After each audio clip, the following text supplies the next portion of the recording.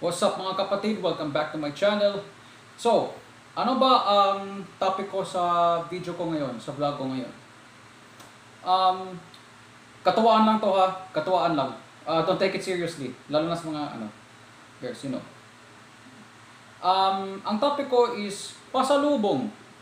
So, first of all, ano nga ba ang pasalubong? Pasalubong is where you buy a thing that's outside from your city. For example, nag-out of town ako. Pumunta ako ng Davao. And I'm from the province. I'm not from Davao. So, ang pasalubong is you buy a thing galing doon sa city. For example, Davao. Bumili ako ng things sa Davao or delicacies, and then I gave it to for example, bigyan mo sa loved ones mo, admirer mo, inspiration mo, pamilya mo, mga ka-office mates mo. Ganun. Ganun pasalubong. You buy a thing from the city during your vacation, and then you give it to a person na you give it to a person na galing sa city mo. So ganun ang pasalubong. Pero eto lang nagtataka ako bakit yung iba kasi yung way na magbigay sila ng pasalubong sa kanilang mga kaibigan, natataka ako. Bakit kayo, the way na magbigay ko ng pasalubong, bakit ganyan kayo magsabi? Example. Binigay mo tong pasalubong. For example, bracelet to. Tapos, binigay mo sa kasamahan mo, sa kaibigan mo. Tapos, curious lang ako, bakit kayo, magsabi, bakit ganito yung way niyo para magbigay ng pasalubong? Curious na ako. Ganito. Well, hindi sa lahat. Bakit kayo ganito magbigay? And I'll speak in Bisaya, okay? Kasi gano'n man. Bakit ganyan kayo magbigay? Oh, buang ka daw ito, hindi mo buang ka. Oh no. Curious lang ako, bakit ganyan kayo magbigay ng pasalubong? Curious lang ako. Yun eh. Actually, I'm a victim of that. Biktima ako nun. Nagpapili ako ng pasalubong sa kaibigan ko. And then, nagpapili ako. Tapos, nung binigay niya sa akin, the way na magbigay siya, ganyan yung binigay niya sa akin eh. Ganyan yung binigay niya sa akin. Sabi, oh, buang ka daw ito, hindi mo buang ka. Ako. Is that the right thing to give a pasalubong to your friend saying buang? No, it's not the right way, man. That's unprofessional. Pangit talaga. Yun. I'm a victim of that, you know. Nako. Mag-intermission number muna ako, okay? Bago ako mag-continue, okay? Intermission muna ako.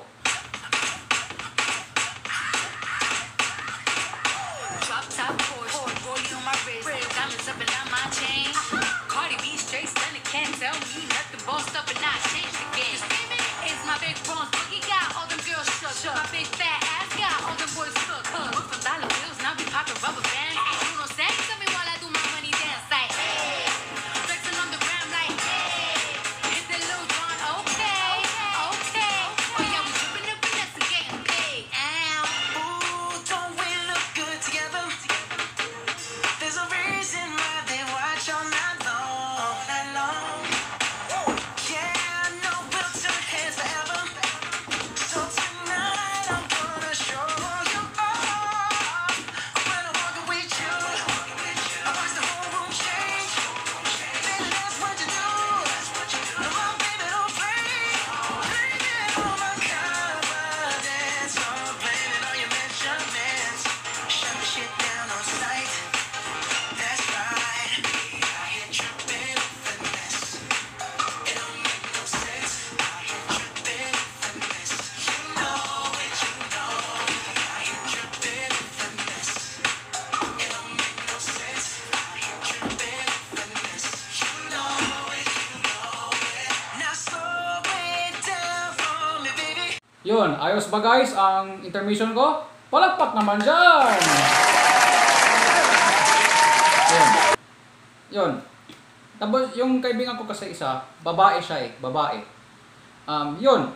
Yung sinabi ko, oh, buang ka, dapat tuloy mo, buang ka. Proud pa siya, nagsabi. Tapos, ganito siya magtawa, oh. Ganito siya magtawa. I have to imitate her. Ganyan siya.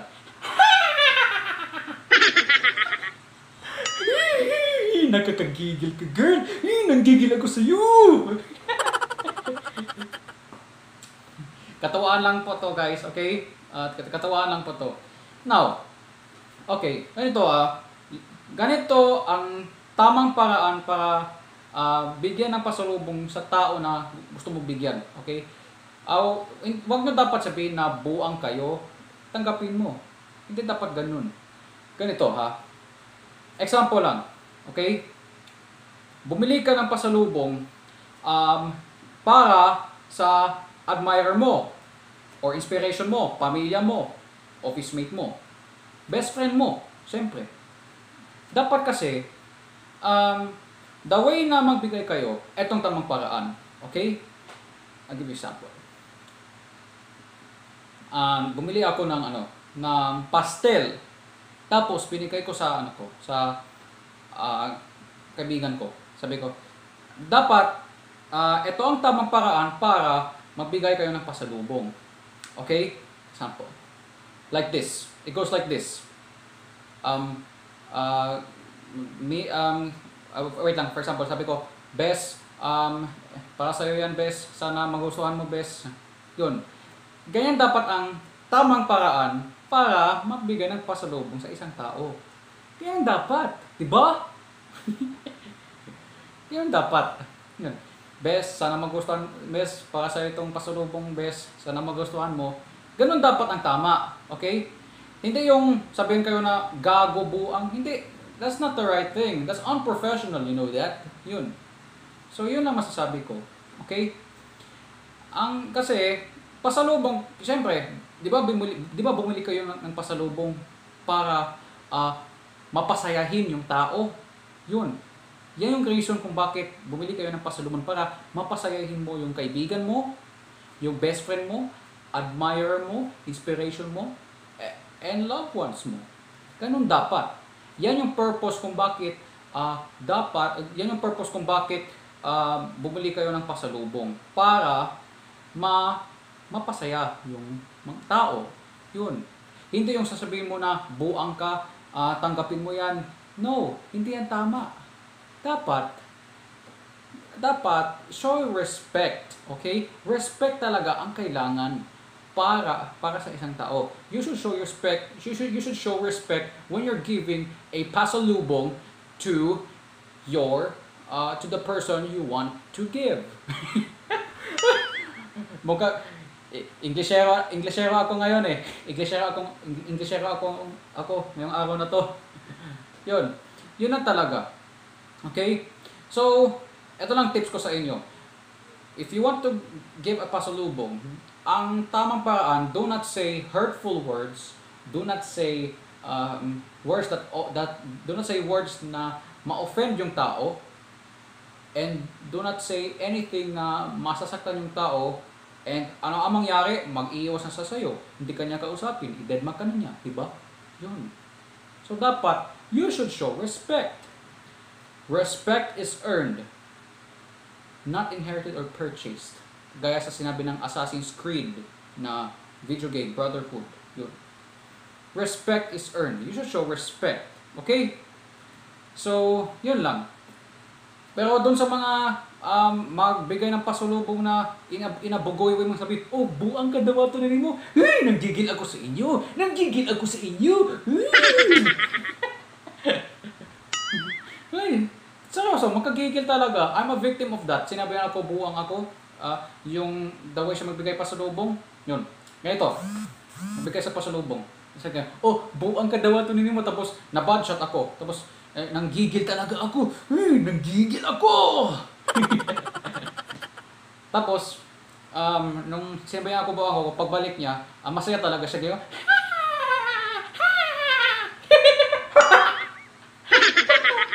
tapos, na-bad-shot na ako. Tapos, binalik ko yung pasalubong. Sabi ko, oh, buang man ako. Hindi ko na yung tanggapin. Tapos, ang sabi niya, ganito, Uy, joke lang, uy, joke lang. Tapos, sabi ko, hindi ko sana tanggapin kasi yung sinabi niya ako na buwang ako, hindi ko sana tanggapin yung pasalubong. Kaya, ito, nag-insist talaga siya na tanggapin ko daw kasi nagbiro lang daw siya sa bibuang. Kahit na, that's a bad joke. Masamang joke yun. Pwede naman mag-joke, pero wag naman yung joke na masaktan yung tao. Pwede naman mag-joke, pero wag yung sabihin na, yung masakit na mga salita, mabuang ganyan. Wag naman ganun. Okay? Show respect naman. Diba? Respeto talaga. Yun. Kasi ilang beses ko talaga yun, ilang beses ko binalay yung pasalubong. Ayaw niya talaga, nag-insist talaga na tanggapin ko. Well, never mind, I accept. And, na-budget na ako. Yun. Kaya, yun talaga ang, yun talaga dapat ang i-correct sa iba. Dapat, respect lang talaga. The way na magbigay ko yung pasalubong, okay, it should be like this again. Okay? Best, ganyan, o ng mga tawag nyo, sana para sa yung pasalubong, sana ang bugustuhan ninyo. Tapos, yung iba, if you show respect na magbigay ko yung pasalubong, yun. Masabi siya, wow, thank you, bes. Naamay siya, di ba? Hindi yung sabihin na buang kayo, tapos yung isa na budget na kasi sinabi na buang. Hindi ganun, okay? Ang tamang paraan para magbigay ng pasalubong sa isang tao ay you should talk in a nice manner. Oh, I'm English speaking, English spoken in dollars. Okay, so again, listen, look, and listen, and learn.